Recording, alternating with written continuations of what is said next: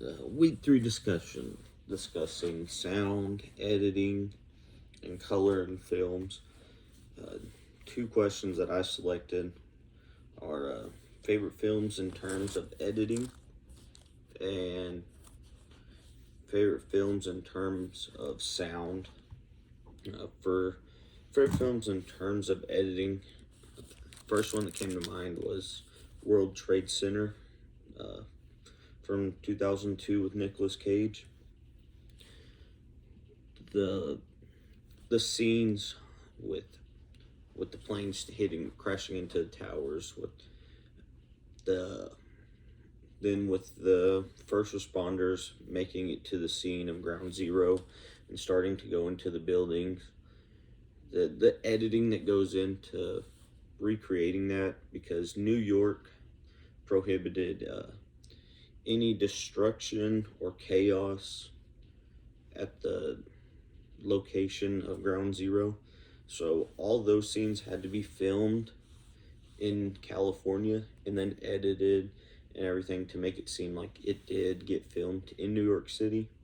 The only thing that they were allowed to film in New York City was like the first responders going across the bridges and down to ground zero. Like when they were in New York City filming, they weren't even allowed to look up to where the towers once stood. So the editing that goes into making that movie and making it seem like they were in New York City filming it and recalling everything that happened on that tragic day is crazy. And then another film would be Pearl Harbor. The film, I think it was like 1996, I believe. Ben Affleck was in it. And it recreates the unfortunate events that happened on December 7th, 1941. The way that they are able to edit, and especially in 1996, watching that movie back again, uh, making it seem as if that was actual raw footage of those events is wild, because you got the planes flying over, dropping the bombs, blowing up the ships, the alarm sounding, all while most of the people on the base are attending a Sunday service.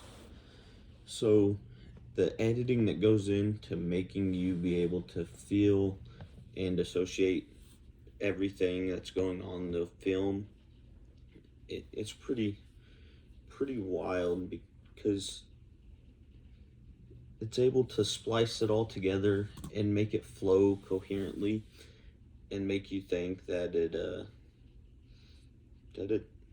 all is raw footage of like the events actually happening, but it's all filmed in stages. And then for sound, both of those movies would have to be on my list for sound. Uh, like I'd mentioned, the airplanes flying low, bombing the ships blowing up and sinking, and then with the World Trade Center, the planes crashing into the buildings, uh, and then all the other horrific sounds that are attached to those days. Like for them to recreate that, put that into the film, it really like pulls at your heartstrings, makes you kind of sad thinking about it and hearing all that stuff. And then other films, in terms, I thought of like sound, I thought of like soundtracks. So any 90s animated Disney film, two examples that came to mind: Lion King and